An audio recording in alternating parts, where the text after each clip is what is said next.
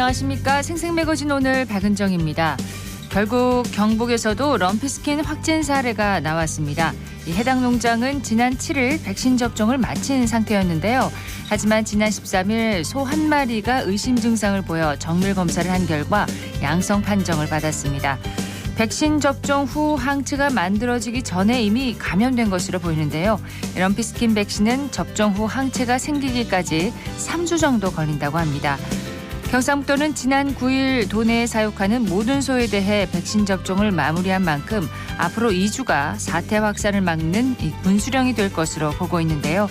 그나마 다행인 건 기온이 떨어지면서 이 럼피스킨 매개인 모기의 활동성이 약화되고 있다는 겁니다.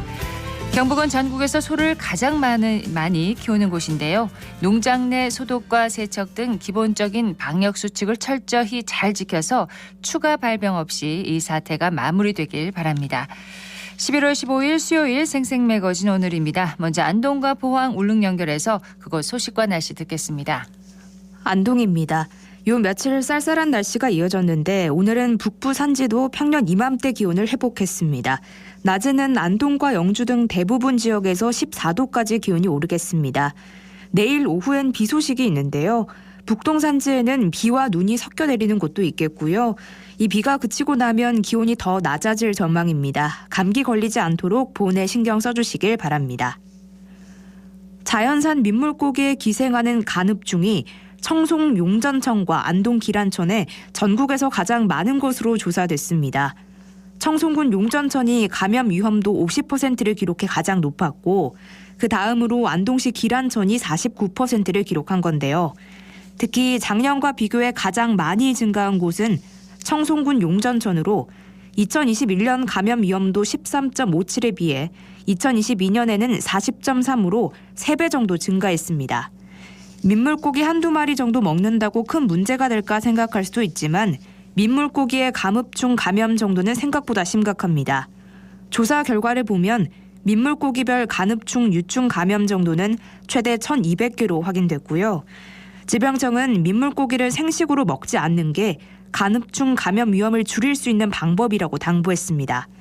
이어 각 지자체에서는 주민들을 대상으로 민물고기 생식의 위험성에 대해 널리 알리고 간흡충 감염률을 낮추기 위한 노력을 지속적으로 할 필요가 있다고 지적했습니다.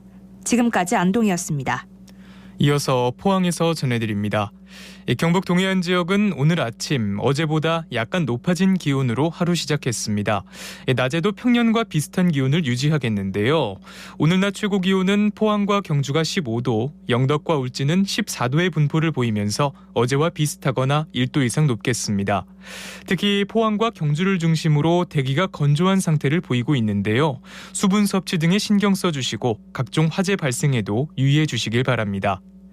영덕군이 정부의 공공비축미 매입 계획에 따라 올해 수확 벼 중 약 3,244톤을 공공비축미로 매입합니다.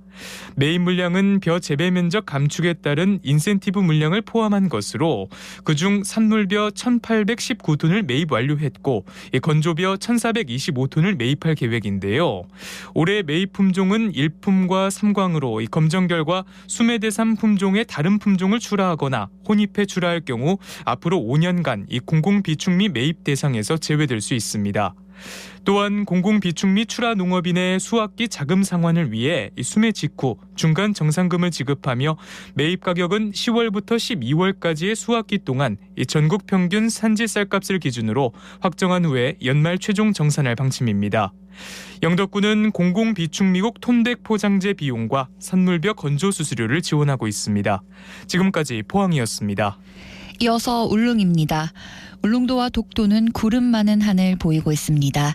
현재 기온은 어제보다 0.6도 높은 13.8도, 습도는 58%입니다. 오늘 낮 최저 기온은 9도, 최고 기온은 14도로 어제와 비슷하겠습니다. 동해 중부 안쪽 먼바다에는 서에서 북서풍이 불며 바다의 물결은 0.5에서 1.5m로 잔잔하게 일 전망입니다.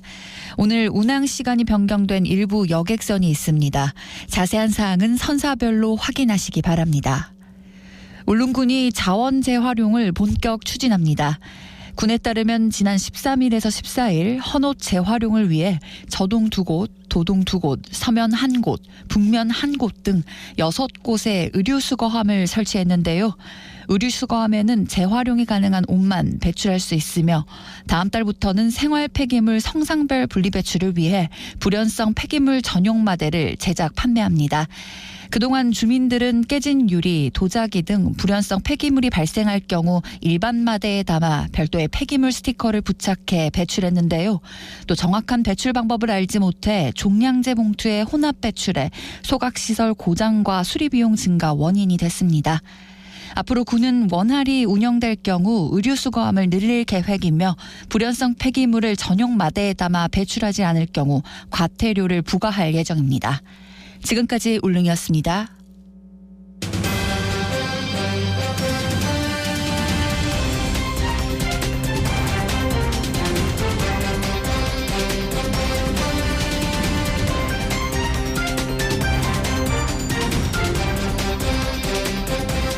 인터넷상에서 각종 불법 유해 정보를 발굴해 신고하는 사이버 명예 경찰 누리캅스가 경찰과 함께 각종 온라인 범죄 예방에 톡톡한 역할을 하고 있다고 합니다.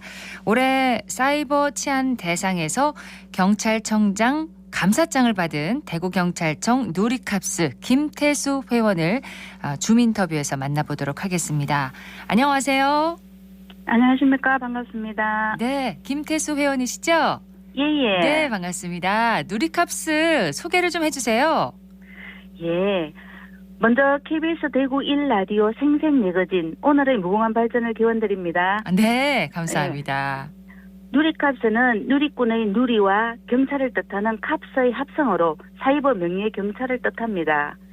2007년부터 경찰청이 운영하고 있는데요. 네. 대구경찰청에는 46명, 전국적으로 770여 명이 활동하고 있는 것으로 알고 있습니다. 여기에는 20대부터 60대까지 학생, 회사원, 자영업자, 주부 등 다양한 직업군이 활동하고 있습니다. 네. 누리캅스가 하는 일이 구체적으로 어떤 일들인가요? 네, 주로 불법 도박, 마약, 광고 등 유해 사이트 게시글을 모니터링하고 경찰청 누리캅스와 방송통신심의위원회에 신고를 하게 되는데요. 예. 그 외에 사이버 범죄 예방 활동에 대한 아이디어 제공, 사이버 수사국 정책에 대한 여론 수렴, 홍보 등의 역할도 병행하고 있답니다. 그렇군요. 누리캅스도 그러면은 그 원하는 사람 다 할 수 있는 게 아니고 선발 등의 과정을 거치나요? 네, 그렇죠. 매년 3월경이면 경찰청이나 지방경찰청, 누리캅스 홈페이지에서 모집 공고가 게시되는데요. 네. 대상은 만 19세 이상이고 거주지 관할 지방경찰청 담당자에게 지원서를 제출하면 지원 동기와 결격 사유 등 회원 적격 검정 심사를 거쳐서 선발하게 되는데요. 그렇군요. 당연히 범죄 경력은 없어야 되겠죠. 그렇군요. 은근히 조금 까다롭기도 합니다. 예, 결격 사유가 없어야 됩니다. 예. 김태수 씨는 그러면 어떻게 해서 누리캅스를 하게 되셨나요? 어떤 특별한 계기가 있으셨어요? 예, 저는 딸, 아들 2명이 있는데 애들이 어릴 때 컴퓨터 게임에 몰입을 하고 있더라고요. 네. 그 당시에 혹시나 하는 마음에 우연히 경찰청 홈페이지를 접속했다가 누리캅스 모집 공고를 보게 되었습니다. 아. 엄마가 사이버 명예경찰이면 아이들을 안전하게 지키는데 도움이 되지 않을까 해서 신청하게 됐는데 선정해 주시더라고요. 네. 어떻게 도움이 됐습니까? 많은 도움이 됐죠. 왜냐면은 제가 또 네. 이렇게 중간에 관리도 좀 하게 되고 네. 심지어 이제 컴퓨터를 어떻게 활용하느냐에 따라서 제가 또 비번도 걸고 우리 아이들을 좀 관리하게 되었습니다. 그렇군요. 어쨌든 자녀들 덕분에 이렇게 활동을 하게 되셨네요. 예예. 활동의 구체적인 횟수나 기간 등이 혹시 정해져 있습니까? 저희들이 임기가 1년입니다. 1년마다 재신청을 받고 있는데요. 네. 정해진 횟수는 없습니다. 다만 열심히 하지 않으면 내년에 재위촉되는데 참고가 되겠죠, 그건. 활동 횟수가 좀 적으면 재위촉되기가 힘들겠네요. 예예, 그렇죠. 네. 예, 저 같은 경우는 예전에는 일주일에 한두 번, 두세 번 이렇게 했는데 요즘은 제가 여기에 신고하는 방법을 터득하게 되었어요. 그래서 매일 거의 6일 정도 주에 네. 접속하게 됩니다. 거의 생활이 되셨네요. 예예. 이게 왜냐면은 저희 대구청만의 인센티브라고 할까요? 그런 게 있습니다. 네. 6건 모니터링마다 1시간의 활동 시간을 주는데 하루에 최대 4시간까지 봉사 활동 시간을 인정해주고 있습니다. 네. 그것도 그렇고 대구청에서는 본청 경찰청에서 진행하는 테마 신고 기간에 자체적인 테마 신고 기간을 병행 운영하고 있습니다.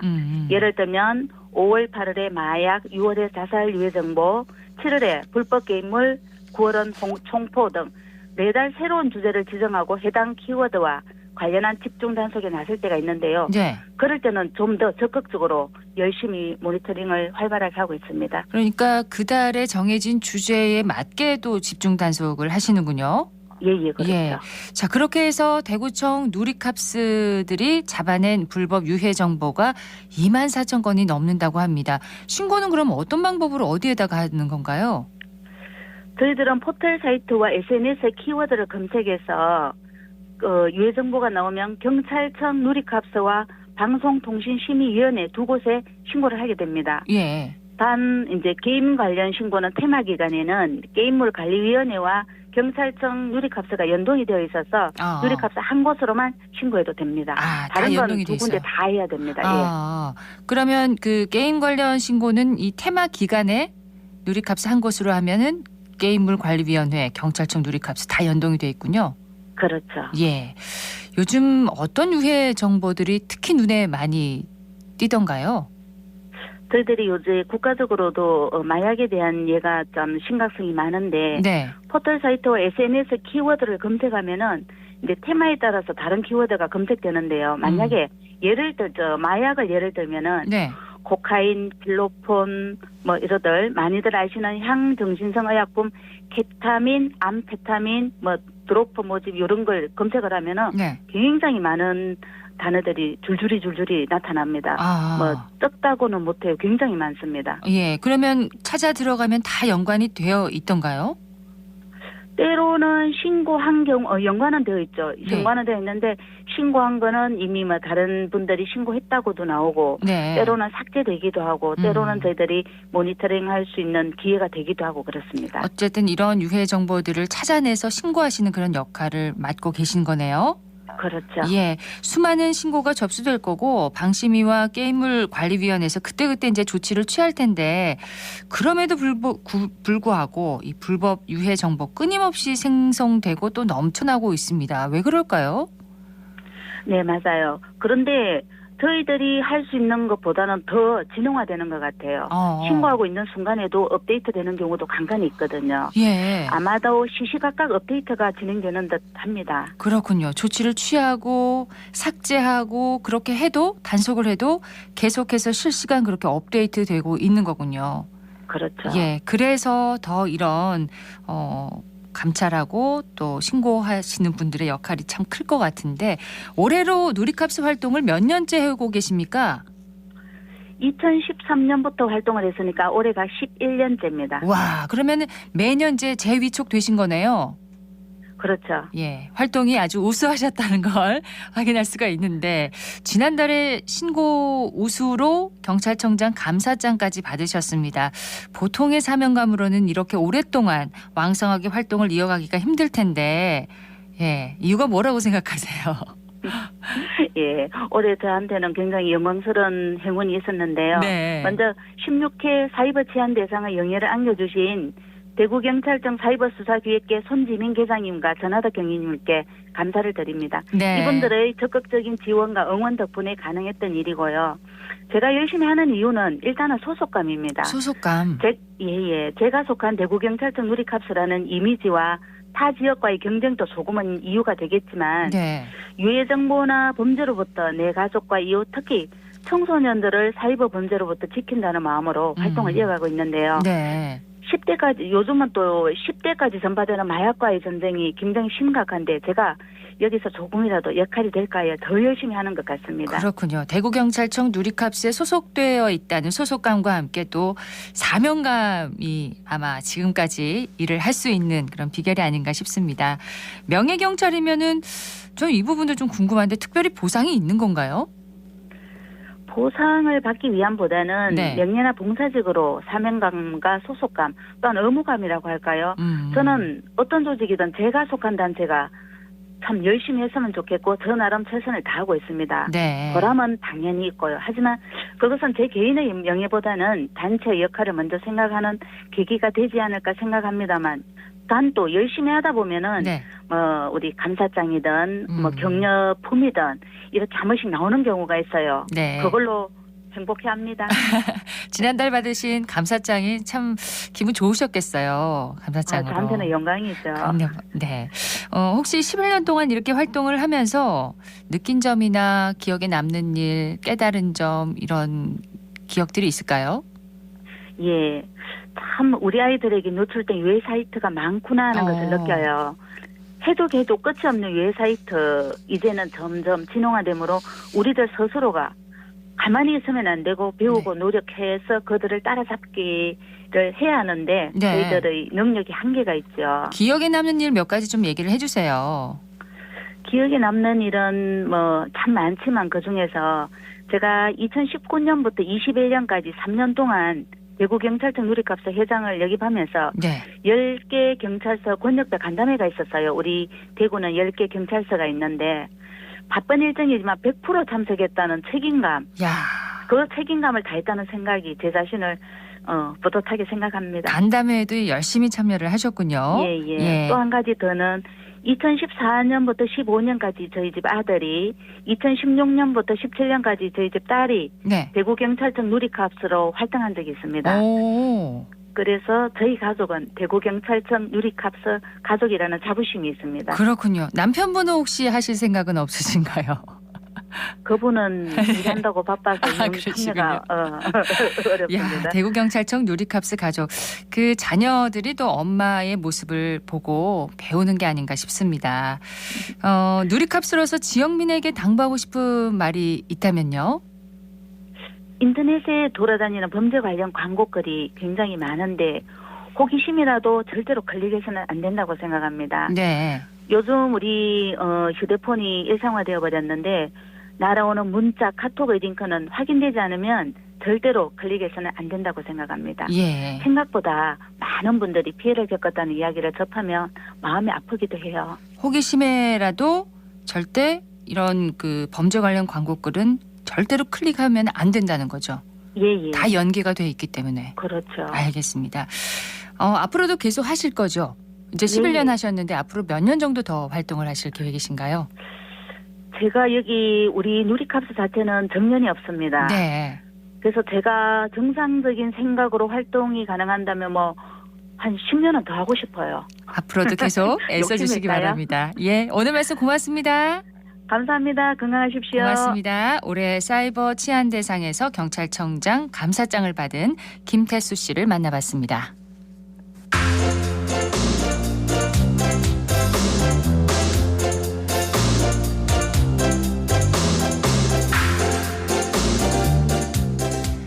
(11시 23분) 지났습니다. 대구시가 초저출생 극복을 위한 첫걸음으로 내년부터 다자녀 가정과 난임 부부에 대한 지원을 대폭 강화하는데요. 지난 11일 대구시 출산장려의 날을 맞아서 특별한 행사가 열렸다고 합니다. 윤가영 리포터가 현장 다녀왔다고요? 네, 그렇습니다. 저는 지난 금요일 저녁 다복한 가정들이 모여 행복한 웃음소리가 가득 울려 퍼지는 출산장려의 날 행사 현장에 다녀왔습니다. 이번 행사는 11월 11일 저출생 문제에 대한 사회 공동책임의 인식과 또 출산 장려 분위기 조성을 위해 대구시 조례로 지정한 출산 장려의 날을 기념하기 위한 건데요. 네. 함께 육아, 든든 육아라는 주제로 특별한 퍼포먼스와 다양한 문화 행사로 진행됐습니다. 현장 소리와 함께 담당자에게 행사에 대한 이야기 들어봤습니다. 아이가 는 웃음소리, 행복한 일, 대한민국 돌려주십시오. 저는 인구보건복지협회 대구경북지회 본부장 강세환이라고 합니다. 이 행사는 매년 11월 11일을 출산장려 및 양육 지원에 관한 조례로 제정되어 그 출산장려의 날을 알리고 또 둘이 만나 둘 이상 낳자는 의미를 통해 출산장려 분위기를 확산시키고자 하는 의미를 두고 있습니다. 또한 그 가족이 소중함과 소통의 시간으로 행복한 가족 문화 만들기에 함께 하고자 하는 행사입니다. 출생 등록 시 200만 원 그 상당이 첫 만남 이용권 혜택을 주고 있어요. 예전에는 셋째아 이상만 출산 장려금을 줬는데 이것도 조례를 제정해서 둘째아 이상 출생아로 완화하여 출산 장려금을 지원하고 있습니다. 특히 대구시에서는 난임 부부의 소득 기준을 폐지하고 대구시의 거주자의 모든 부부에게 지원을 하고 있습니다. 자세한 정책은 대구시 홈페이지에 참고하셔도 좋을 듯합니다. 지역 주민들의 삶의 질 향상과 건강한 삶을 위해서 저희 협회가 앞에서 적극적으로 이렇게 나서고 있는데요. 특히 요즘 겨울이기 때문에 독감 접종이라든지 지역에까지 저희들이 이동 검진을 하고 있다는 말씀을 드리겠습니다. 예, 우리 사회가 다 아시겠지만 늘 강조하고 헤쳐나가야 될 일인데요. 저출생은 우리 모두가 힘을 모아야 할 때라고 생각을 합니다. 결혼이라는 것은 둘이 한 가정을 이루는 것이고 가정을 이룬다는 것은 자녀가 있어야지 행복이 배가 될 것입니다. 양육하기에 너무 힘들고 어려움이 있는 것은 사실이지만 가정과 사회가 공동으로 육아와 양육을 책임지는 날이 반드시 오리라 믿습니다. 그렇습니다. 육아는 참 힘들어요. 네, 맞습니다. 특히 육아는 아빠와 엄마가 함께 하는 거잖아요. 그렇습니다. 네, 대구시는 함께하는 육아문화 정착을 위해 대구 백인의 아빠단도 운영하고 있는데요. 올해 이 백인의 아빠단으로 활동했던 분을 만나봤습니다. 네, 저는 대구 칠성동에서 초등학교 4학년인 은교, 그리고 2학년인 하윤이 유치원 졸업하는 연아, 그리고 내년이면 유치원에 입학하는 윤건이까지 4남매 아빠, 대구 백인의 아빠단 5기 조인현입니다. 가장 기억에 남는 미션은 많은데요. 아이들이 굉장히 좋아했던 인형 뽑기라고 마스크를 안대처럼 하고 아빠가 아이들 거꾸로 매달고 아이들이 말하는 대로 인형을 바닥에 깔아놓고요. 아이들이 원하는 인형을 뽑는 그런 거였는데 아빠가 힘들어하면 힘들어할수록 아이들 만족도는 높아졌으니까 특히 이제 백인의 아빠단을 경험하면서 전국에 가정적인 아빠들이 많이 있구나. 그리고 아이들이 점점 엄청 좋아하더라고요. 아이들이 좋아하는 걸 보면서 저도 모르게 그냥 이렇게 변해갔던 것 같아요. 제가 늘 얘기했던 게 육아이직을 해봐야 아이들이 나중에 커서도 우리는 4남매인데 아빠가 그래도 6개월이라도 했다는 게 굉장히 저는 이제 아이들한테 덜 미안할 것 같은데 실제로 하려고 한 2년 전부터 알아봤는데 실수령액을 들으니까 이 정도 급여면 애가 한 명이어도 쉽지 않겠다. 그런 생각이 들어서 다자녀 대책이라기보다는 그냥 아직 현실적으로 안 되겠다. 열심히 일해야겠다. 그런 생각이 들었고요.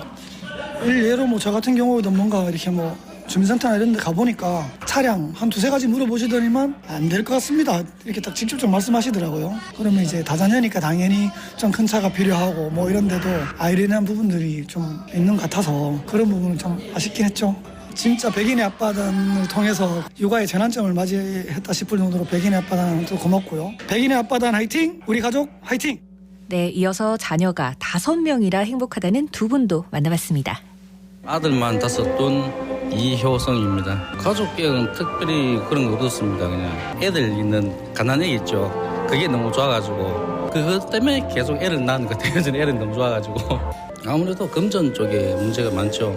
애들 해달라는 거 다 못 해주고 남들 다니는 학원도 잘 못 보내주고 그래도 애들 학교에서 하는 방과후 쪽 그런 것만 해도 아들도 공부를 잘하니까 그게 만족하고 있습니다. 집에 애들이 5명 다 있는 상태에서 2명이 어디 캠프 갔어요. 그러면 사람이 없어야 되는데 딱 돌아보니까 그래도 애가 3명이 있는 거예요. 벅적벅적한 거예요. 2명이 빠졌는데 왜 이리 많지? 그런 경우였습니다. 우리 애들 건강하고 엇나가지 않고 착하게 바르게 자라주기 바란다. 안녕하세요. 저는 수성구에 5 아들을 둔 김명동이라고 합니다. 딸을 놓으려고 계속 낳는데 아들밖에 없었어요.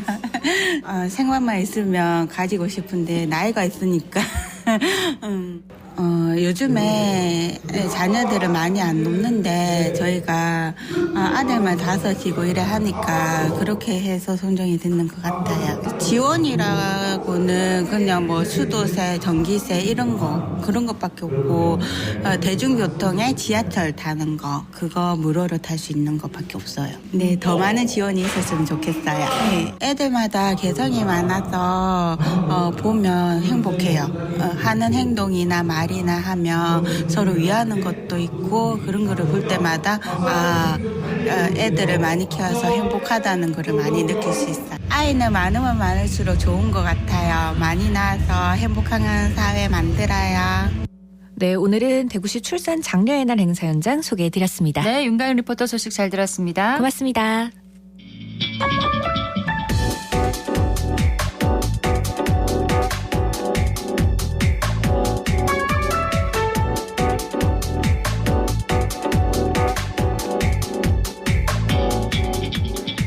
묻고 듣고 생각과 마음을 나누는 방송.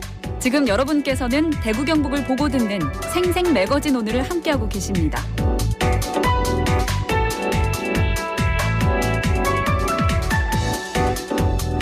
수요일 생생 매거진 오늘 함께하고 계십니다. 11시 30분 지났습니다. 기자의 눈으로 지역의 현안과 이슈를 들여다봅니다. 경북일보 전재용 기자와 함께합니다. 어서 오세요. 안녕하십니까. 자, 오늘은 어떤 얘기 해볼까요? 네, 올해 연말에 대구의 시내버스 도시철도 요금이 2016년 이후 7년 만에 인상될 전망입니다. 예. 올해 1월 이제 중순에 중형 기준 택시 기본 요금이 4,000원으로 올랐거든요. 이어서 시내버스와 도시철도 요금까지 인상되면 서민 가게의 부담이 한층 늘어날 걸로 보입니다. 그렇습니다. 대구시가 내일입니다. 16일에 대중교통 요금 조정에 따른 시민 공청회를 연다고요? 네, 대구문화예술회관 달구벌홀에서 오전 10시 30분부터 시민 공청회가 진행됩니다. 대중교통 요금은 지난 2016년 12월 조정된 이후에 변동이 없었거든요. 네. 반면에 이제 물가는 꾸준히 오르면서 기름값과 인건비를 포함한 운송 원가는 점차 상승했었습니다. 그래서 운송 수입은 점차 감소할 수밖에 없는 구조여서 이 같은 만성 적자를 해소할 안을 그동안 대구시가 준비하다가 이번 공청회를 통해서 인상안을 시민에게 소개할 계획입니다. 설명회 이후에는 행정 절차와 관련된 법에 따라서 합리적인 대중교통 요금 조정을 위해 전문가와 시민에게 의견을 들을 예정입니다. 네, 대구시가 그럼 준비한 인상안은 뭔가요? 네, 지난 8월부터 9월까지 용역을 진행했었거든요. 네. 관련된 용역을 진행해서 세 가지 요금 조정안을 도출했는데 1안 같은 경우에는 성인 교통카드 기준 1,250원 인데 250원 그러니까 20%를 인상해서 1,500원으로 조정하는 겁니다. 1,500원. 네, 시민 가계 부담에 좀 완화는 된다라는 장점은 있습니다만 대구시 재정 부담이 지속할 수밖에 없는 단점은 그대로 있습니다. 네. 그리고 2안 같은 경우에는 300원 24%를 인상하는 것인데 다른 특광 역시 평균 인상 규모입니다. 그리고 마지막 3안은 350원으로 28% 올린다는 구상입니다. 최대치로 잡은 것 같아요. 네. 운송 수익금이 그렇게 따졌을 때 운송 수익금이 229억 원 정도 늘면서 시 재정 운영에는 도움이 된다는 장점이 있습니다. 하지만 특광 역시 가운데서 가장 높은 인상 폭이기 때문에 시민 가계 부담과 함께 지역 물가 상승에 영향을 미치는 등의 이제 단점이 있을 걸로 우려되고 있습니다. 1안이 250원이고 2안이 300원, 3안이 350원 올리는 구상이네요. 네, 맞습니다. 최근 전국적으로 교통비가 오르는 추세이긴 한데 다른 지역에서도 대중교통 이용료가 오르고 있죠? 네, 우선 지난 8월에 서울시가 시내버스 기본 요금을 8년 만에 300원 인상했습니다. 간선과 지선, 파란색과 녹색 버스는 1,200원에서 1,500원으로 그리고 순환차 등 노란색 버스는 1,100원에서 1,400원으로 올랐습니다. 네. 그리고 마을버스는 900원에서 1,200원으로 광역버스는 2,300원에서 3,000원으로 700원 정도 상승했고 네. 심야버스 요금은 1,150원에서 2,500원으로 조정이 됐습니다. 지난달 지하철 요금도 일제히 같이 인상이 됐는데 서울, 경기, 인천을 포함한 이제 수도권 요금은 1,250원에서 1,400원으로 이렇게 조정이 됐고요. 춘천과 천안, 아산, 양산에서도 요금이 일제히 올랐습니다. 그리고 부산시 같은 경우에는 지난 2013년 이후에 10년 만에 버스 요금을 1,550원에서 1,550원으로 350원을 올려서 가격을 조정을 큰 했습니다. 폭으로 올렸네요. 예, 전국에서 가장 많이 올린 것 같더라고요. 네. 그리고 통계청 국가통계 포털을 보면 지난달 운송 장비, 개인 운송 장비 운영, 그다음에 운송 서비스로 구성된 교통 물가 지수가 지난해 10월 대비 2% 오른 것으로 확인이 됐습니다. 특히 지하철, 버스, 택시, 항공요금 등의 이제 운송 서비스 물가 같은 물가가 같은 기간 9.1% 올라서 전체 교통 물가 상승을 견인을 했고요. 예. 또 시외버스료 그다음에 택시료 등이 포함된 도로 여객 수송 물가도 지난해 10월보다 13% 정도 13.8% 올랐습니다. 전국적으로 대중교통 이용료가 오르면서 관련 통계도 큰 폭으로 변화를 나타낸 걸로 이렇게 분석이 됩니다. 예, 상황이 그런 거는 충분히 이해가 되지만 어쨌든 대중교통은 서민의 발이라고 표현되잖아요. 네. 연말에 이렇게 요금이 오르면 대구 시민들의 부담이 커질 수밖에 없겠어요. 사실 그동안 그런 관점에서 대중교통 요금을 조금씩 조정해 왔었거든요. 네. 그래서 2006년 10월 28일에 교통카드 기준으로 950원으로 처음 인상된 뒤에 2011년 7월에 1,100원으로 올랐었습니다. 그리고 2016년 12월에 현재 내고 있는 요금인 1,250원으로 인상이 됐고요. 네. 평균 5년마다 요금이 인상됐고 평균 인상률은 23% 정도 수준이었습니다. 지난해 5월 이제 대구 경북 연구원이 연구원이 하나로 운영될 당시에 대중교통 요금과 관련된 정책 포럼이 열렸었는데 앞서 대구시가 시내버스 적정요금 검토 용역을 추진했고 이 용역에서 시내버스 적정요금이 1,900원으로 무려 650원 인상해야 한다는 결과가 나오기도 했었습니다. 예. 만성적자에 시달렸음에도 코로나19로 잠시 중단한 요금 인상이 다시 추진되니까 폭이 좀 크게 나왔던 것 같은데 이 자리에서도 반대 의견은 또 개진됐었거든요. 버스 이용자 다수가 수단 전환이 불편한 이제 교통약자고 물가 인상에도 소득이 오르지 않는 서민층 같은 경우에 이제 경제적 부담이 있기 때문에 네. 이런 부분을 고려한다면 요금 인상폭을 좀 최소화해야 한다. 그런 얘기입니다. 그러면서 이제 제시된 인상 범위가 100원에서 200원 정도였습니다. 650원 인상은 좀 너무 과하긴 합니다. 네, 한꺼번에요. 너무 갑작스럽죠. 갑작스럽네요. 대중교통을 이용하는 시민에게 부담이 어쨌든 작용할 수밖에 없는데 그럼에도 불구하고 요금 인상은 좀 불가피한 상황인가요? 네, 우선 대구 시내버스는 물가 상승으로 유류비, 인건비 등 이제 표준 운송 원가가 계속 증가해온 반면에 승객은 점차 감소했거든요. 그러면 이제 운송 수익금이 점차 줄어드는 구조여서 원가 회수율이 매우 낮은 구조로 운영이 되고 있습니다. 네. 그래서 만성적자가 발생할 수밖에 없는 상황이기 때문에 대중교통 요금 인상이 꼭 필요하다는 게 대구시 입장이고요. 그리고 사실 대구시가 시내버스 준공영제 도입 첫 해인 2006년에 시민 세금으로 413억 원의 재정 지원금을 시내버스 업체에게 지원했는데 지난해에는 2,577억 원이 투입이 됐습니다. 2006년 이후 1조 6천억 원의 재정 지원금을 쏟아부은 셈인데 물가 상승을 고려하더라도 시내버스 운영에 대한 부담은 계속 커지고 있는 것을 알 수가 있습니다. 네, 다른 대중교통 수단 도시철도 요금도 조정될 수 있을까요? 예, 우선 아직 검토 단계라고는 하더라고요. 그래서 도시철도 거리 비례제 도입을 대구시가 검토하고 있습니다. 네. 현재 전체 구간에서 저희가 균일한 요금을 내고 있잖아요. 그런데 이제 대구시에서 검토하는 안은 거리에 따라서 추가 요금을 부과하는 내용입니다. 그러니까 멀리 가면 더 내는 건가요? 네, 그렇죠. 10km 이하는 기본 운임을 내고 11km에서 16km까지는 100원을 추가하고요. 그리고 17km 이상은 200원을 추가하는 방식인데 연간 35억 6천만 원의 증수 효과가 있을 것으로 기대되는 안입니다. 관련 용역은 우선 대구 도시교통공사가 1억 원을 들여서 추진 중입니다. 대구시는 용역 결과가 나오면 타당성 분석을 거쳐서 제도 도입 여부를 결정할 예정입니다. 다만 네. 대구시는 도시철도 거리 비례제 도입 여부에 대해서는 아직 검토가 필요한 사안이라고 밝힌 바가 있습니다. 그렇군요. 대중교통 요금 인상에 반대하는 목소리도 분명히 있겠죠. 네, 반대하는 목소리가 분명히 있었고요. 그리고 대구시가 대중교통 요금을 연말에 인상하려는 소식이 이렇게 전해지니까 정의당, 녹색당, 대구시당을 비롯해서 시민단체 그리고 노동단체들이 14일 대구시청 동의청사 앞에서 규탄 기자회견을 열었습니다.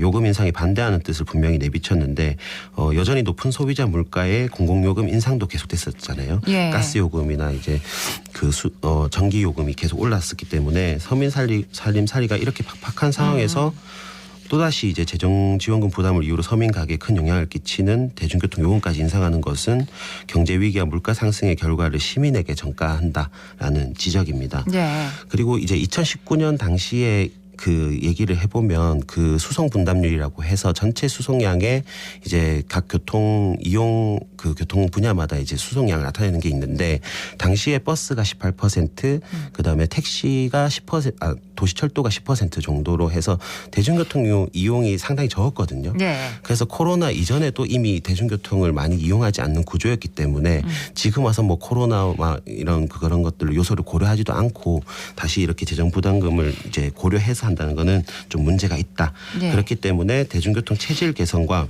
기후 위기에 대응을 위한 대중교통 대중교통 체계를 좀 준비해 나가야 한다. 이런 의견을 내비쳤습니다. 예.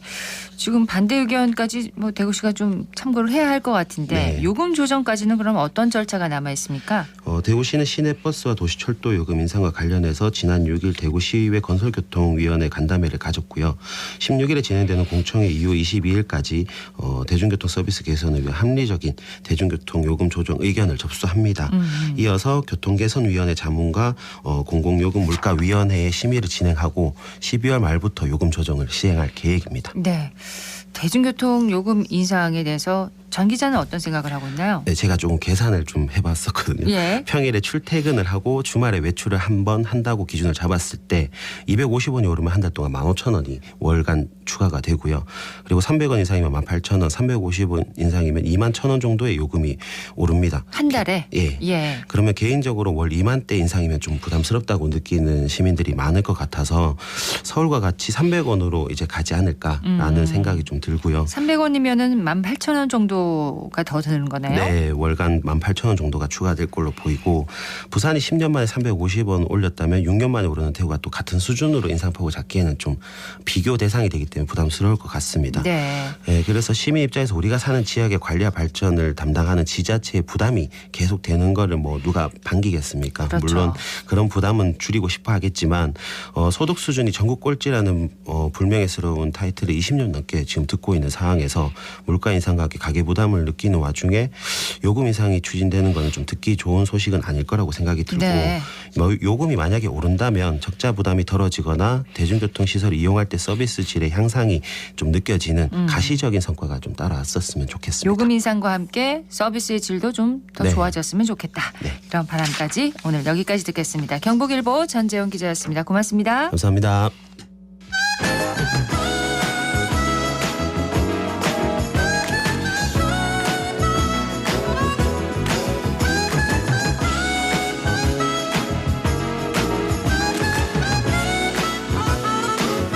사회적 가치와 공익을 실현하고 환경을 지키면서 마을 주민의 삶의 질을 높여 더 나은 함께 사는 세상을 그려봅니다. 함사세요. 오늘은 생명평화아시아 이명은 사무국장과 함께합니다. 어서 오세요. 네, 안녕하세요. 자, 오늘은 어떤 내용을 소개해 주실 건가요? 네, 오늘은 밴드 뮤지션과 함께하는 기후정의 음원 프로젝트를 소개하려고 합니다. 기후 정의 음원 프로젝트요? 네, 이게 뭔가요? 생명평화 아시아에서는 올해 밴드 뮤지션과 함께 기후 정의를 다룬 세 곡의 음원과 그 뮤직비디오를 만들고 있는데요. 기후 정의라는 단어를 조금 설명을 드리자면 기후위기가 환경 문제뿐 아니라 사회 문제이기도 하다는 겁니다. 그렇죠. 예, 사실 기후위기를 초래하는 이산화탄소 누적 배출량을 봤을 때 가장 많이 배출한 국가로 미국, 유럽연합이 1, 2위를 차지합니다. 네. 그런데 기후위기로 인한 피해는 저소득 국가, 사회 취약계층에 더 크게 다가가는 것이죠. 그래서 기후정의 음원 프로젝트는 노래를 통해 이런 문제를 우리가 생각해보자라는 취지로 마련하였습니다. 네, 정의라는 말 앞에 기후가 붙은 거네요. 네, 기후 정의. 그렇습니다. 예. 네. 기후 변화, 기후 위기에서 더 나아가서 요즘 뭐 기후 재앙이라는 말도 들립니다. 이게 지금 얼마나 심각한 건가요? 네, 요즘 날씨가 예전 같지 않다 이런 이야기를 많이들 하시는데요. 네. 얼마 전까지만 해도 11월인데도 날이 더워서 울긋불긋 예쁘게 들어야 할 단풍이 아직 찾아오지 않은 모습이 있었죠. 네. 기후는 어느 지역에서 오랜 기간 동안 나타나는 날씨의 평균 상태인데요. 많은 과학자가 기후 변화가 심상치 않다고 이야기를 합니다. 산업화로 화석 연료 사용이 증가하면서 이산화탄소 같은 온실가스 또한 지구에 많이 늘어났는데요. 네. 이로 인해 지구 평균 기온이 올라가서 지금은 극단적인 날씨, 산불 뉴스를 전보다 자주 접하게 되고요. 앞으로는 물 부족, 식량 부족, 해수면 상승 같은 생태계와 인류의 존속까지 위협하는 재난이 발생할 수 있습니다. 그렇습니다. 2015년에 파리에서 기후변화에 대한 국제협약이 있었는데요. 195개국이 모여서 지구온난화로 인한 기온 상승을 산업화 이전 대비 2도씨 아래로 막자. 그리고 가능한 1.5도씨 이상을 넘지 않도록 하자고 약속을 한 것입니다. 네. 그런데 국제 학술지인 네이처 기후변화에 지난달 실린 내용에 따르면 지금처럼 이산화탄소를 내보낸다면 산업화 이전 대비 온도 상승폭이 1.5도를 넘어서는 시기가 2029년이 될 수도 있다고 합니다. 6년밖에 시간이 남지 않은 것이죠. 그러네요. 우리 모두 기후 위기라는 문제에 좀 더 관심을 갖고 노력을 해야 할 것 같습니다. 그러면 음원과 뮤직비디오를 만드는 작업은 그럼 얼마나 진행이 된 건가요? 예, 올해 프로젝트에는 초등학생 밴드 락키즈, 국빈관, 진상들, 김태현 프로젝트가 참여하고 있습니다. 올 연말 각종 음원 사이트에서 노래를 들을 수 있게 음원 등록까지 할 예정이고요. 얼마 전에는 효성초등학교를 배경으로 락키즈 뮤직비디오 촬영을 마쳤습니다. 네, 저희가 뮤직비디오 촬영 현장에서 밴드 락키즈의 목소리를 담아 왔습니다. 함께 들어보시죠. 안녕하세요. 저희들은 효성초등학교 밴드 락키즈입니다. 반갑습니다. 저는 락키즈에서 보컬을 맡고 있는 정라입니다. 저희 너와 나의 별 노래는 저희 락키즈에게 매우 특별한 곡인데요. 락키즈 최초로 전체 녹음과 뮤직비디오 촬영까지 하였습니다. 저는 락키즈에서 기타를 맡고 있는 박규리입니다. 너와 나의 별 노래 중에서 기타 솔로 파트가 있는데 그 부분을 하기 위해 연습을 많이 했습니다. 락키즈에서 기타를 맡고 있는 남윤우입니다. 제가 가장 기억에 남는 부분은 뮤비 촬영 중에 상대 역할분이 지구를 오염시키는 행동을 하여 저희가 빔을 날리는 부분이 가장 생각납니다. 왜냐하면 상대분이 연기를 너무 잘해주셔서 인상 깊었습니다. 저는 락키즈에서 키보드를 연주하고 있는 소지호입니다. 코로나19를 거치며 환경에 관심을 가지게 된 이 시점에 촬영을 하게 되어 더욱 뜻깊었습니다. 저는 락키즈에서 드럼을 맡고 있는 이영준입니다. 친구들과 같이 연기하고 연주하면서 즐거운 시간을 보낸 것이 인상 깊었고 최대한 자연스럽게 나의 모습을 보여주기 위해 노력한 것 같아요. 그리고 환경을 보호하고 지키기 위한 초록별 구하기 프로젝트에 참여하게 되어서 환경 보호에 조금 도움을 줄 수 있는 기회가 되어서 좋았어요. 저는 락키즈에서 베이스를 맡고 있는 박지우입니다. 저희 락키즈는 앞으로 환경을 생각하고 전기를 절약하며 저희의 초록별을 지킬 수 있도록 노력하겠습니다. 많은 분들이 저희 노래를 듣고 환경을 더욱 사랑하는 마음을 가졌으면 좋겠습니다. 야, 밴드 락키즈 초등학생들이죠? 몇 학년 학생들인가요? 네, 초등학교 6학년입니다. 6학년 학생들 말도 잘합니다. 그렇죠. 이 락키즈는 어떻게 함께 하게 됐나요? 네, 저희 생명평화아시아에서는 작년부터 음악을 통해 기후위기의 심각성을 알리고 있는데요. 작년에는 환경의 날인 6월 5일에 228 기념공원에서 뮤지션 5팀이 기후위기를 주제로 한 콘서트를 펼쳤습니다. 네. 그중에 한 팀이 밴드 락키즈였는데요. 관객 반응이 정말 좋았습니다. 기후위기는 앞으로를 이끌어갈 세대가 더 크게 느끼는 문제라고 할 수 있는데요. 미래 세대인 초등학생이 기후 정의를 노래한다면 우리 사회에 더 큰 반향을 불러일으키지 않을까 생각합니다. 그렇습니다. 더 많은 분들이 관심을 가질 것 같아요. 네, 그렇죠. 네, 자랑스러운 대구 밴드 아프리카의 드러머 정형균 님이 작년 콘서트 때 너와 나의 별이라는 곡을 작곡해 주셨는데요. 올해 락키즈 버전으로 리메이크하여 미래 세대의 목소리를 담으려고 합니다. 네, 락키즈 버전의 너와 나의 별은 밴드 구성원들이 직접 뮤직비디오에도 출연을 한다고 합니다. 자, 어떤 내용의 뮤직비디오일지 궁금한데요. 뮤직비디오 촬영을 맡은 윤진 감독을 만나봤습니다. 멋지게 레디 액션.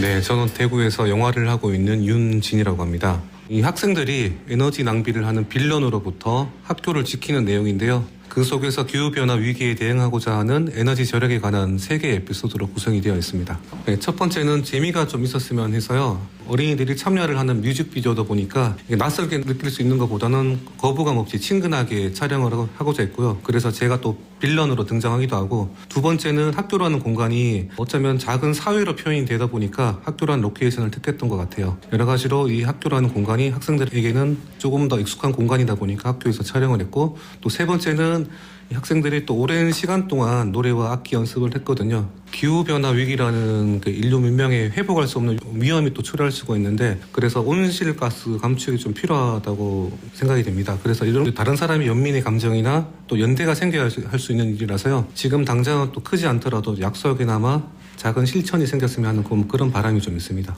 다른 매체를 통해서 이게 많은 곳에 공개가 될 텐데요. 다른 분들도 이걸 들으시면서 조금 더 생각의 전환이나 또 새롭게 우리가 변화할 수 있는 그런 시간이 되었으면 하는 바람이 있습니다. 자, 세 팀이 참여한 기후정의 음원 프로젝트. 올 연말에 정식으로 나온다면서요? 이 음원이요? 네, 예. 그렇습니다. 특별한 감상 포인트가 있을까요? 예, 밴드 국빈관 진상들과 김태원 프로젝트가 만드는 곡은 시민이 직접 만든 가사를 노래에 담게 되는데요. 올해 7월에 기후 정의를 주제로 시민 가사 공모를 받았습니다. 네. 네, 노래를 들으면서 기후 위기를 고민하는 것은 나 혼자가 아니구나 위로받을 수 있는 시간이었으면 합니다. 네, 이 음원과 뮤직비디오를 활용한 앞으로의 계획을 말씀해 주신다면요?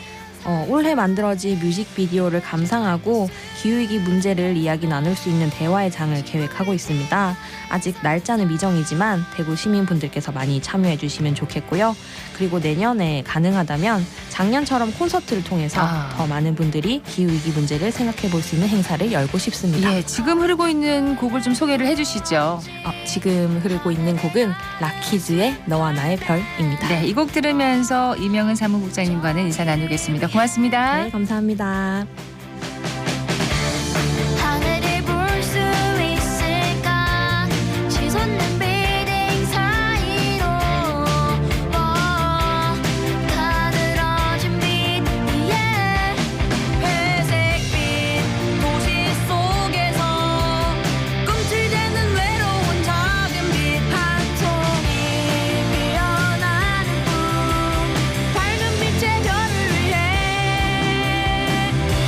Imagine for everyone 모두를 위한 상상을 Imagine like a superman 지구를 지켜낼 상상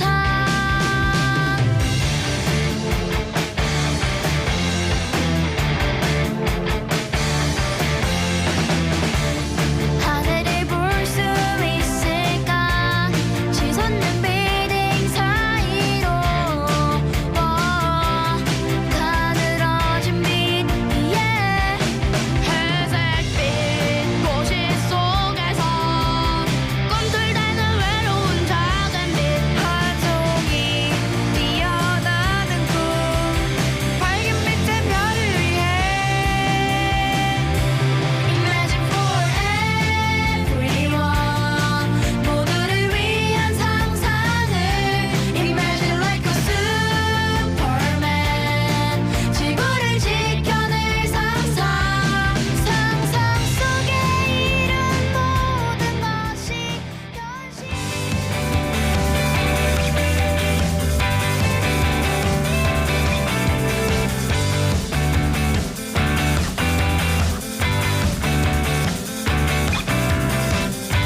클릭 정보 클립.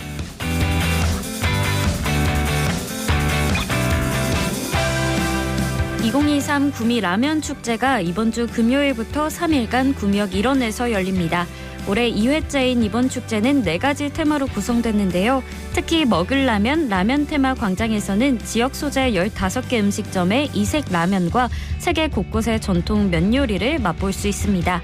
또 오케스트라 공연과 팝업 스토어, 포토존, 체험 등의 프로그램이 운영되고 요리 경연 대회가 열려 참가자들이 자신만의 특색 있는 요리를 선보일 예정입니다. 이번 축제를 통해 색다른 라면을 맛보고 다양한 체험도 경험해보는 건 어떨까요?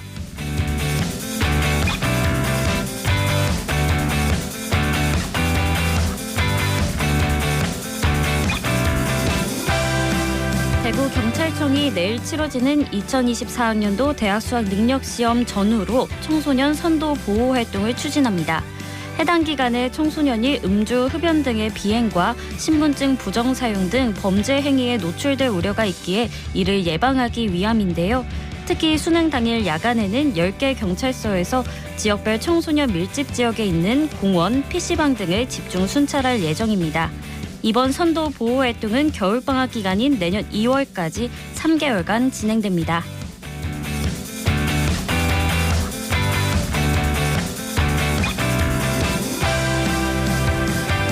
대구 스타디움 서편 광장에서 이번 주 주말 이틀간 포항 고향사랑 농축수산물 직거래 장터가 열립니다. 연말 연시와 김장철을 맞아 포항의 우수 특산물 판로 확대를 위해 진행되는데요. 총 63개의 부스가 설치돼 다양한 지역 특산품을 만나볼 수 있습니다. 개막식에는 포항시립예술단의 축하 공연과 함께 포항 산딸기와 계절 특산물인 과메기 등의 홍보와 시식 행사도 진행되는데요. 제철 음식을 맛볼 수 있고 저렴한 가격으로 구매할 수 있는 이번 행사 많은 관심 바랍니다.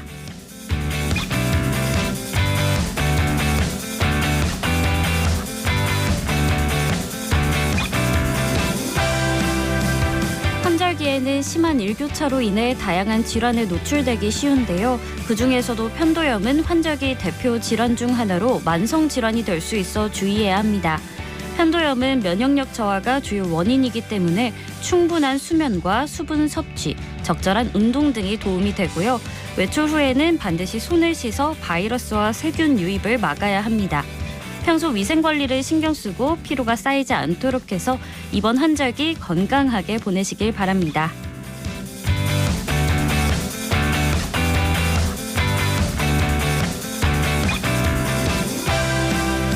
이번 주 목요일 대구 중구 남산동의 한일 민족 시인 이육사를 기리는 이육사 기념관이 문을 엽니다.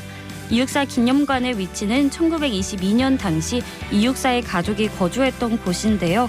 기념관을 통해 대구와 경북 지역에서 활동한 이육사의 삶과 독립운동 자취를 관련 사진과 영상으로 생생하게 만나볼 수 있습니다.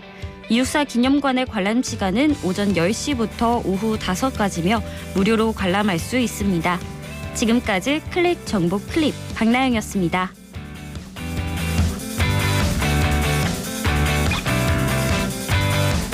최근 포스코 포항제철 하청업체 직원들이 도시락을 먹은 뒤 170여 명이 식중독 의심 증세를 보였고 이 가운데 한 명이 숨지면서 경찰이 수사에 나섰습니다. 일교차가 큰 가을에는 여름 다음으로 식중독이 많이 발생하고 있는데요. 낮에는 기온이 상승해서 식중독균이 증식하기 쉽고 식품의 냄새나 맛의 변화가 없는 경우 오염 여부를 판별하기가 어렵기 때문이라고 합니다. 음식의 조리와 보관뿐만 아니라 재료 손질과 보관에도 유의하셔야겠습니다. 대구 경북 지역 오늘까지 맑고 건조한 날씨가 이어지겠고요. 수능일인 내일은 가끔 비가 내리겠습니다. 수능 한파는 없지만 비 예보가 있는 만큼 수험생들 우산 챙겨서 보내야겠습니다.